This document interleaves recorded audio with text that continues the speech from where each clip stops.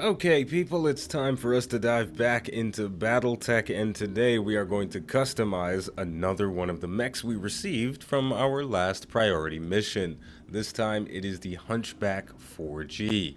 Now, I've fiddled around with this thing a little bit, and unfortunately there wasn't all that much that we could do with it, but we're gonna look at the build regardless, and if things work out correctly, we'll actually get to use it on the mission we're going to do today.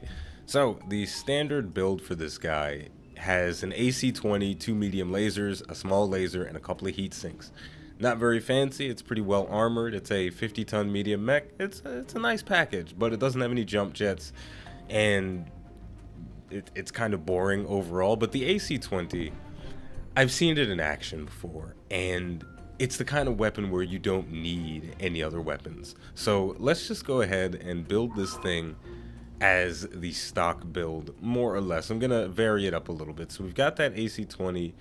This only comes with 5 ammunition, so we're gonna put 2 ammo in it just to give us a little bit more chances to shoot. We'll throw on the medium lasers because that feels like it'll be something that we'll use just in case we run out of ammo with the AC-20, but I don't see that happening if we have 10 rounds. And now we've got 3.5 tons remaining. I could use that to armor up to maximum. I'll give myself a little bit more in the rear. Since we are going to be so up close and personal, a flank is definitely a possibility. So we'll go up to 40 on all of our rear pieces, and then we'll throw in some jump jets with the remaining weight. Now the jump jets, I believe, were the missing piece for the stock build, right? Because it's got everything that it needs. The small laser, though, is kind of unnecessary, and the triple heat sinks, that's a bit overkill. So the stock build has everything that it's supposed to have, with the exception of jump jets. That little bit of extra ability to reposition may allow us to get behind somebody and straight up hit them in the center torso from the rear and instant kill them, or a number of crazy things could happen because we have these jump jets. Now, I could go for 4 out of 4 jump jets because I do have a lot of armor on the legs that I could take down. So why don't we do that? We'll take just a little bit armor off the legs, and one more bit off the core, and just like that, we've got a completed mech. This was a very easy one to design because it doesn't really have anything that it can do besides its stock build. I mean, I could take off the AC-20, maybe put a PPC in the arm or something, but the Vindicator is kind of the PPC medium mech. It's sort of already been designated for that role. So making the Hunchback try to do that same thing, it feels not so good. So yeah, we're gonna accept this. Let's see how many days it's gonna take. It is 8 days, which is not nearly as long as I was expecting. So our mech techs are getting better. We have a mech tech score of 12 right now. So our guys are out there hustling, putting this thing together. They got new equipment, working hard, and it's working fast. So with that, we're going to go to the contracts board and accept a new contract. I do have another priority mission available, which I'm tempted to do, but I want to do a couple of more missions on a different planet just to feel out my squad composition a little bit more, and especially to test out the new mech. Now, since this travel contract is 23 days, I'm going to look at some other mechs and see if there's anything that I want to change. Ah, yes, the Shadowhawk. I have never been a big fan of this mech, but it has grown on me quite a bit. I did a secondary campaign with this one, and maybe even a tertiary one as well, and I've been having a lot of fun with using the Shadowhawk as a brawler.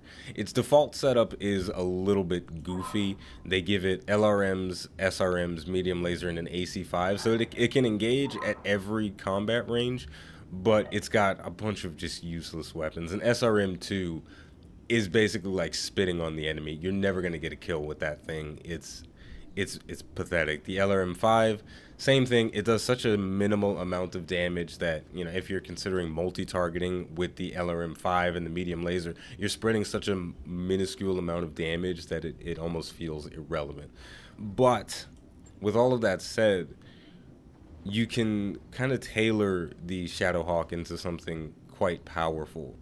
with a little bit of finesse. So the build that I was using in one of my other campaigns, we kept the AC5 on there, and we switched in a medium laser and a flamer. And for our missiles, I believe I had 2 SRM-6s, or maybe it was an SRM-4. I don't remember, but let's find out if the weight works out.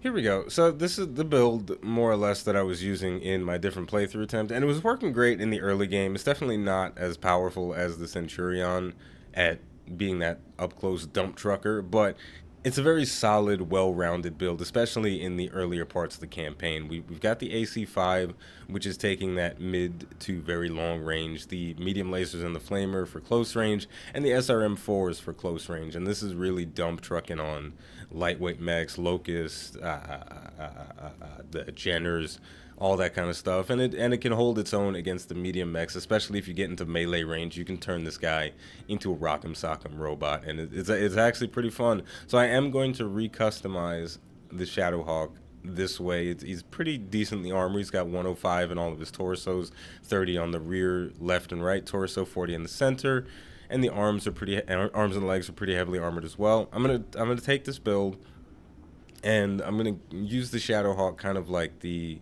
reserve mech. So if there's ever a contract that I absolutely need to do, or else I'll go bankrupt, then I can pull this guy out, dust him off, and feel confident that he can fill the same roles that my other mechs were filling. So let's confirm that. It'll only take 5 days. I'm probably not going to use it today, but maybe I will. Who knows? Doesn't matter. So let's go pick up a contract now, man. It's time to get going.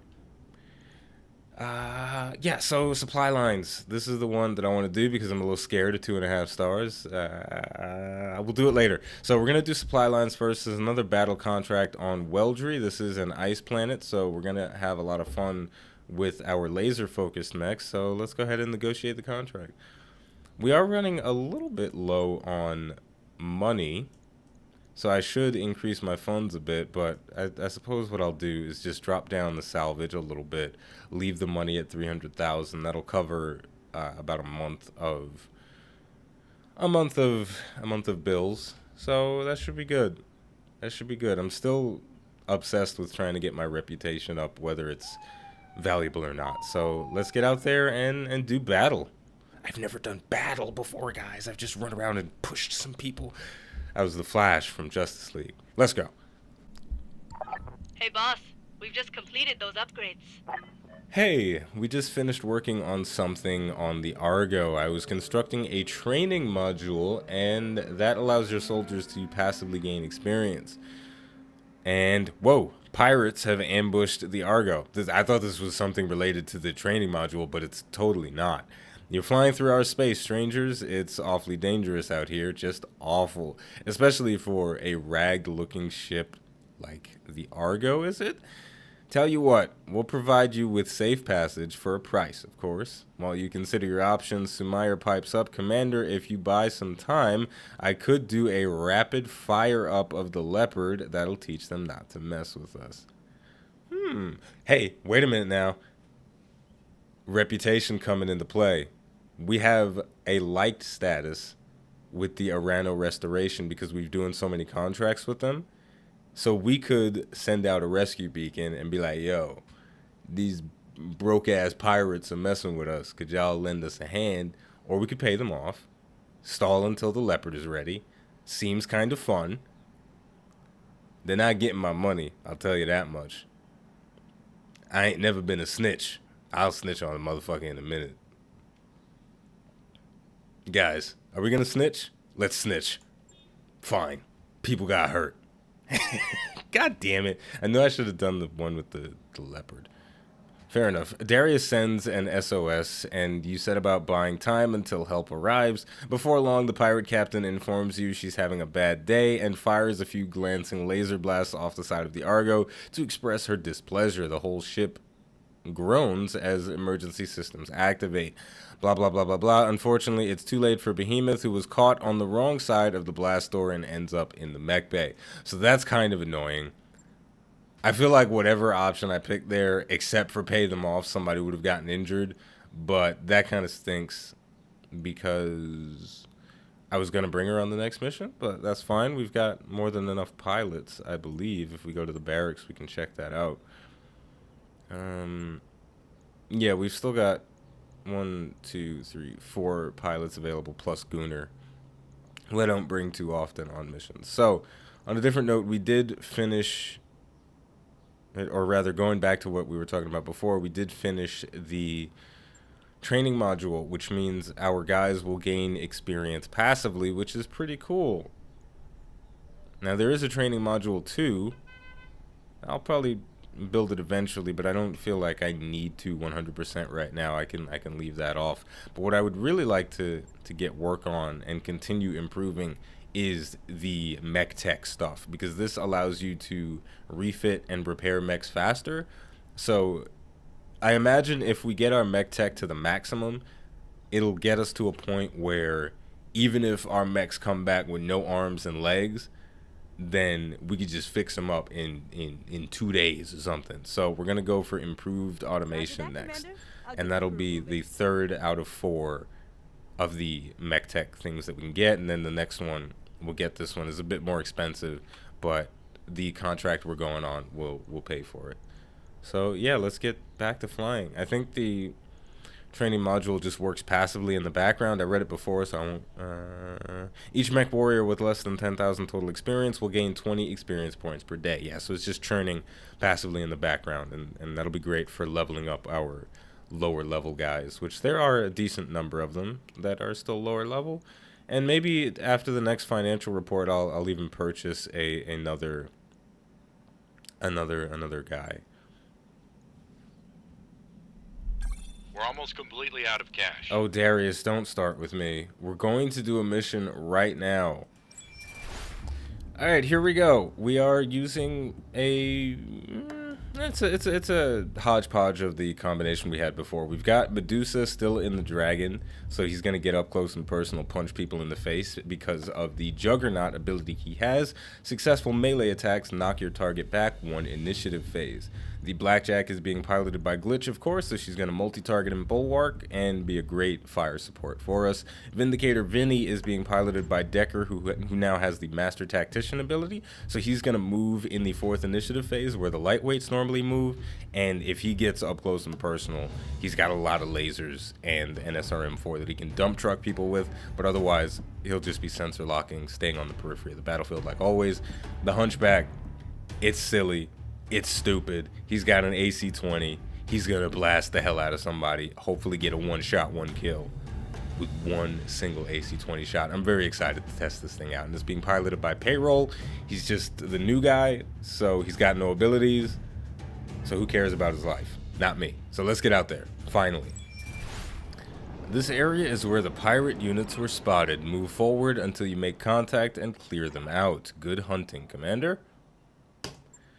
Alright, this should be pretty good. This should be pretty good. Now, the only thing that'll make this mission stupid is if we run into LRM carriers.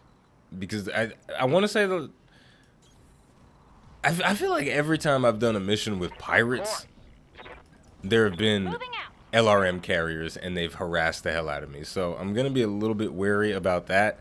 And especially because I don't have any indirect fire support, they'll be that much more difficult to deal with. We'll have to get up close and step on them, probably with Decker, but I imagine this is going to be okay. So what I'll do is I'll have... Ooh, I wasn't expecting an enemy to be over here. I was kind of expecting them all to be concentrated on the place that was marked off on the map that is now gone. But what I'll try and do is set up some sort of a kind of perimeter, because we don't know exactly where every enemy is. But if there is some kind of a spread, if they end up, you know, we've got some enemies over here and then others down in this trench area, we want to have our mechs in a position where they can divert to different areas and sort of deal with the conflict wherever it is. Because if we're all clumped in the same spot, then an LRM carrier, if it's too far away, then it's just going to kill us. So for now, we got... Waiting for the shot. Yeah, see, we're getting a nice spread of enemies, and they're both medium mechs, so that could be challenging. But this guy over here, What can I do for is you? probably going to be the first one to get blasted in the face. Let's just check him out. We'll move up with the blackjack. If he's got too much evasion and whatnot, we'll just brace down. But no, he does. Oh, it's another blackjack. Huh. Hello. I mean, he's got evasion and he's braced. I'm gonna brace too. I'm gonna brace too, because I'm not gonna do all that much damage to him just by firing at that. Yeah, see, we're getting attacked from two directions, and this one may be another hunchback, so this could be fascinating. So I'm gonna jump my hunchback into the forest. I'm not gonna fire the AC-20 yet, but I'm super tempted. But we'll just brace down. We're gonna use this first round as just a positioning round. Looks like we're gonna have a 1v1 between the dragon and this enemy vindicator over here. Which the dragon, I can guarantee, is going to win simply because he's going to punch him in the face so many times that he's not going to be able to do anything. And what I think will be the most... Are there only 2 mechs on this mission? No, there's 3. What I think will be the best is if I gang up on the Vindicator Vinny, the enemy Vinny, the Vincent. That's the bad one. So if we gang up on him with the dragon and Decker, then we should be able to take him out pretty flawlessly. So that's what we're gonna do. So we'll have a 2v2 over here and a 1v2 over here. Oh my god, it's not fair. 1v1 me, bro, and you'll do better. Okay, can we punch him already? No, we can't. We can't punch him. But he's only in the forest cover, so we're just gonna walk up and start blasting him right in his face. Can't get those flamers on, but they wouldn't really be super effective in this climate anyway, so it's not a big deal. The extra damage is going to be nice, but overall I'm not too concerned with overheating anything out here. And Decker, because of that initiative phase boost, man, that thing, it's Ace Pilot is... I always confuse Ace Pilot with Master Tactician, but Master Tactician is an amazing ability. It allows you to do crazy stuff like this. You can get the jump on enemies and really put the business on them. So we're gonna fire everything, hardly generating any heat. It's a beautiful thing. All right, we're working on sawing off that arm there on the Vindicator, but these are fully armored mechs, so it's gonna take a little while.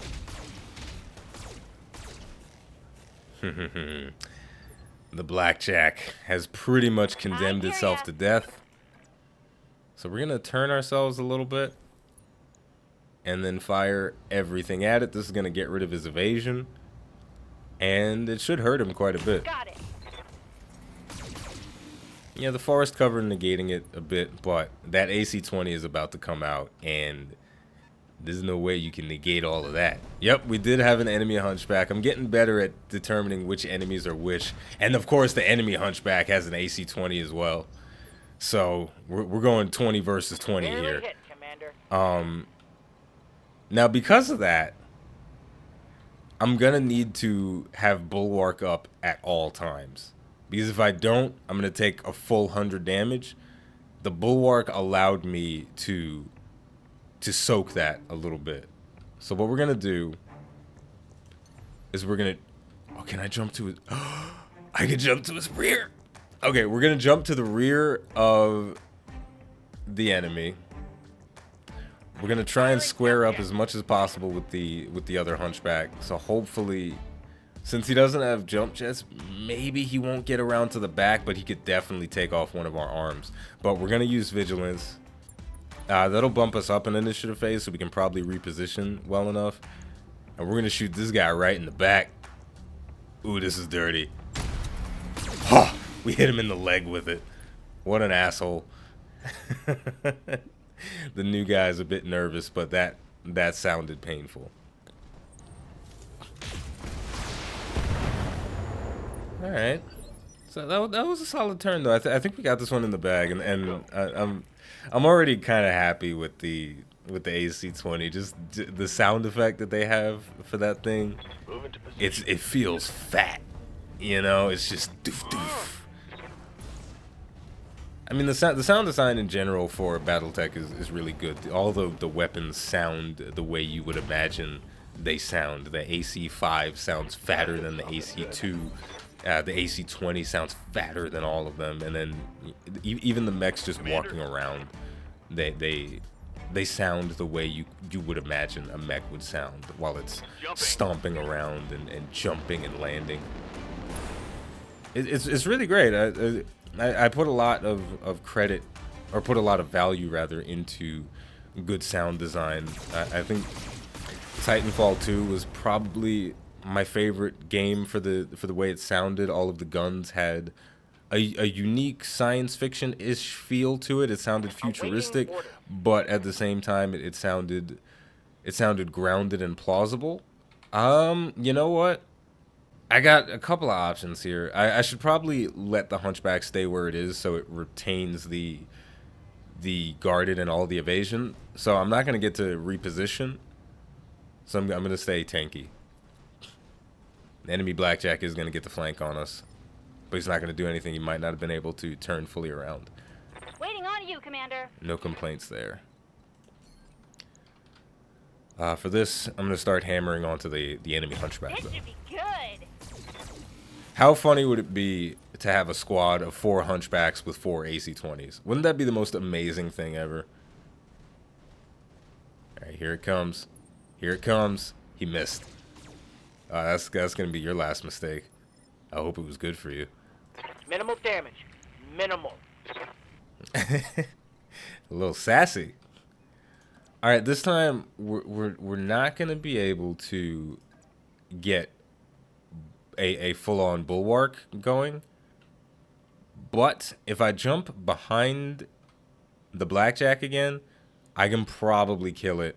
And with the way I'm angled like this, the only thing that can get behind me is the Blackjack, and an Alpha Strike from all of its lasers won't kill me. It'll hurt real bad, but we should be okay like this. Ooh, I'm a little bit far away for the AC-20 and the evasion. That sucks. It's probably gonna miss. It didn't miss. It destroyed his leg. Oh, that's fantastic. Now we are generating a lot of heat with our Hunchback, which is doing incredibly well, by the way. So on the next turn, we're just gonna move and brace it down somewhere to let it cool down, and we won't have to worry about it getting shot. But yeah, we're just gonna go full rock'em sock'em. On my way. But you can see that the cold temperature, plus the fact that the Vindicator's being very conservative with its fire, and it just lost its highest heat generating weapon, this thing is never going to overheat because of our flamers. But they are dealing an additional 15 damage when they both hit, so it's adding to our melee, so it's helping.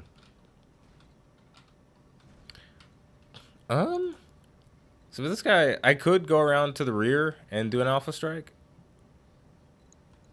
which I probably should do, because I can. Yeah, let's do it. Let's blast him in the back. From the looks of it, though, we're not going to get any vehicles, I suppose, because this is just a 1.5 star instead of a 2 star or 2.5 star. We're getting a break as far as the volume of enemies, and the overall strength of the enemies is a bit lesser, so we got this one in the bag. It's a solid mission, not stressing it too much. We're making good decisions for the most part, I would say, and we're getting a bit lucky because the enemy Hunchback and his AC-20 keeps missing, but still, look, this is how strategy games work. Sometimes everything hits, other times everything misses. I'm not worried about the Blackjack, so I'm not going to take a precision shot on it. What I am going to do... Ready? Actually, maybe I will. We're repositioning with our jump jets, and I'm going to multi-target, because we've got great shot percentages on the Hunchback while we're shooting at his rear, but I also want to get some damage on the Blackjack. Oh, man. I feel like I've reached a new level of skill and decision-making in Battletech, you know? Ah, man, I'm good at this game. I only wish I had this level of confidence all the time, you know, because sometimes I lose at Battletech, and it shakes my confidence a little bit. I was doing another playthrough attempt with completely different builds, different characters, different skill upgrades for my guys, and you know it was going well, but stuff was still going wrong. Wait, is the Vindicator dead? Oh, I think the pilot died. I wasn't even paying attention to that. Well, that's fun. We're gonna jump in and brace. But yeah, I was doing a different playthrough, different builds, different mechs, and I've lost a couple of attempts. I've barely succeeded at several attempts. It's been an interesting ride playing through the game more than once and seeing how things can go differently. We're just gonna move everybody up and brace down to prepare for the AC-20. So we just gotta do a little bit of cleanup. Everything is pretty much a done deal. The only thing that could be stupid, that will ruin everything right now, is if the enemy Hunchback gets a headshot on somebody. Then that will 100% ruin all the amazing stuff that's happening. So really, we should kill it sooner rather than later. Because if it gets a headshot with the AC-20, it literally kills the pilot, instantly takes the mech out of the battle. Oh gosh. Oh, he missed again. I mean, at this point, he's given up all hope. He's made nothing but a poor decision. Hunchback, I'm sorry, but you gotta go. Certainly. Mess him up. Mess him up good. We can salvage that. Who's for anybody that's playing Battletech, who's your favorite of the starting pilots? I am in love with Medusa because he is the biggest goofball I have ever seen. Despite the fact that he tries to be a tough guy with a gravelly voice that gargles with rocks and gin, but some of the stuff that he says is just ridiculously corny. But it's grown on me. Thumbs up. You did it. Target eliminated. All the pirates have been eliminated. Yes, I know, Darius. Stop stating the obvious. So that was pretty good, man. We didn't take any meaningful damage as far as I remember. Yeah, no, everybody's clean. No injuries, no nothing. So that was a perfect mission, honestly. So I'm really happy about that. How could I not be? Here's the thing with the Hunchback. I don't think I'll ever bring this thing on a priority mission or something maybe a bit more nuanced.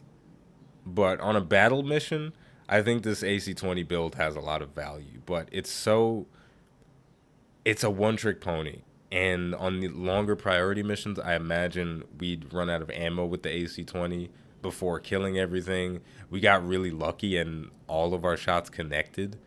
Not necessarily in the spots we wanted them to, but everything did connect. So that raised the value of the Hunchback and the AC-20 significantly. But if we go into a space where we're missing a lot because of bad RNG, or if we just can't get close enough to the enemies because it's too dangerous, then this kind of build starts to fall off a bit. But I suppose the fact that it's a decently armored guy does sort of compensate for that. He can tank, he can soak up a lot of shots, especially if I have a pilot with Bulwark in there. But I'm still a little bit on the fence with it, despite the fact that this build is insanely cool. So with all of that said, man, so with that, we didn't get any high quality weapons, but we did get a bunch of mech pieces. We could take another Hunchback, which I'm not gonna do. I'll take another Hunchback. I'll take another Hunchback for the hope that one day I can do a 4 Hunchback AC-20 mission. Sure. Or another Vindicator. They're probably going to give me a piece of the Vindicator because I'm thinking about maybe I want it. But yeah, they didn't give me shit. All right, fair enough. Fair enough. The 4 Hunchback dream is going to come alive eventually. To wrap things up, I suppose we can check out the Barracks, because if I'm remembering correctly, there were a couple of guys whose abilities I did not assign. Glitch finally has the breaching shot ability, which is super sexy. Attacks with a single weapon ignore cover and guarded on the target. So I might re-equip the Blackjack because of that. I'll see if I can maybe wiggle it around and make it a bit different. So we got that. I think payroll has enough to upgrade. Not really, and I'm not entirely sure what role I would like him to fill. We already have, so we have Decker as the master tactician with evasive movement. We could have a master tactician with bulwark and put him in maybe a heavy mech that moves like a medium. That could be interesting to play with. So why don't we'll get all of his basic stuff leveled up. We'll just get him to rank 4 with everything, and then we'll start focusing on specific abilities. So we confirm that. I think Medusa has a couple of points to spend. Yes, he does. But it's not really anything. I suppose I want to finish going down the guts tree, or maybe piloting. Yeah, that's pretty much the gist of it. So yeah, man, we're done for the day. We're gonna take a little break. When we come back, we're gonna do another contract mission. It's gonna be super exciting. I'm gonna fiddle around with the Blackjack a little bit. Maybe I could do something cool with it, maybe not, but I'll let you know when we come back. As always, the name of the game is Battletech. The name of the channel is iBluairJgR. If you enjoyed this video, don't forget to like, subscribe, and leave a comment. Let me know how you feel about the AC-20.